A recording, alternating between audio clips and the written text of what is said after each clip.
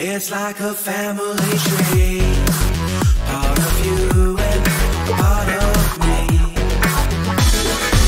And if we should separate, go your own way, I won't wait.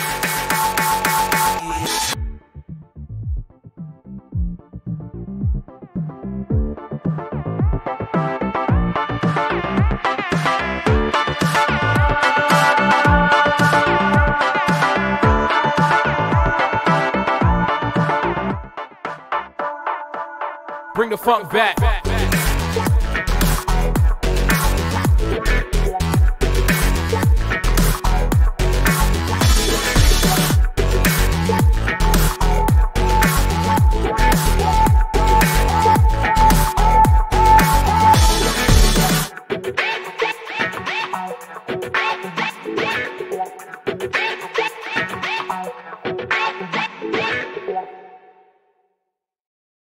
Bon matin tout le monde.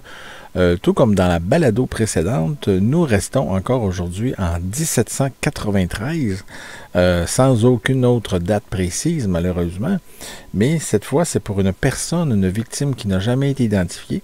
On sait que dans la dernière balado, c'était James Morley, on avait le nom grâce à l'enquête de coroner, mais cette fois-ci, on ne le sait pas, malheureusement. Par contre, on sait que le crime s'est produit dans la région de Trois-Rivières et qu'il y a eu un accusé qui s'appelait Michel Whelan dans cette affaire-là. Il a été accusé, lui, d'homicide dans le district de Trois-Rivières, comme je viens de le dire. Et on ne connaît, rien des circonstances de cette affaire-là. La seule chose que l'on sait, c'est qu'il a été acquitté. Donc, est-ce que c'est vraiment, est-ce qu'il était vraiment innocent? Au contraire, est-ce qu'on manquait de preuves et que c'était lui?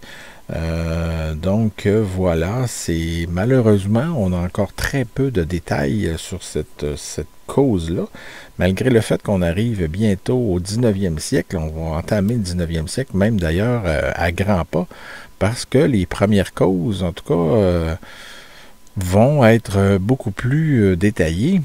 Il y en a même qu'on a publié des livres ou des pamphlets, si on veut, à l'époque des faits. Donc, on dirait qu'on est encore à l'image du 18e siècle jusqu'à la toute fin, parce que là, on est encore en 1793, puis on n'a pas beaucoup de détails. On a plus de cas, par exemple. On a pu répertorier un peu plus de cas grâce aux enquêtes de coroner. Mais, par contre, on est encore victime du peu d'informations qui en ressort. Donc, des dossiers qui ne sont pas encore assez étoffés, en tout cas, à mon goût, à moi. Mais vous allez voir que ça va bientôt changer. Merci beaucoup. Bonne journée.